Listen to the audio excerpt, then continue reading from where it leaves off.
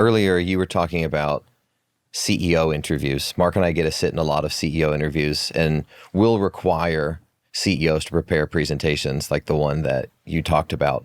It's interesting how many hiring organizations are like, no, we don't want to do that. We don't want to burden them. And we'll have to advise like why it's so important, because you're not hiring a CEO only for their competence. Rarely do I see CEOs fired for competence. Right. They're usually fired because the vision didn't align with where the organization wanted to go, or the culture wasn't the right fit.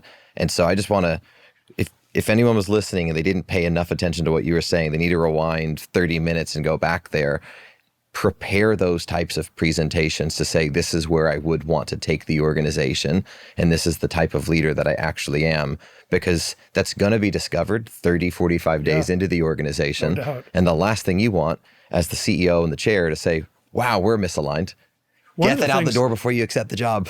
One of the things I think, in answer to your question before, too, talking about what would I say to other CEOs is you need to learn how to celebrate your failures in a job interview, not just in front of your employees where you're secure, or not just in a media interview, but like I remember saying to the LPGA selection committee, I promise I'll make more mistakes than any other candidate you're talking to.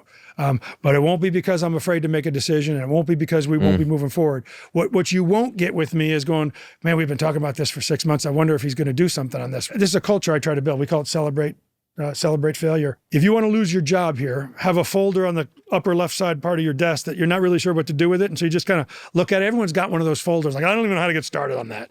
And I said, imagine if you're me now, the guy who signs your check every 2 weeks.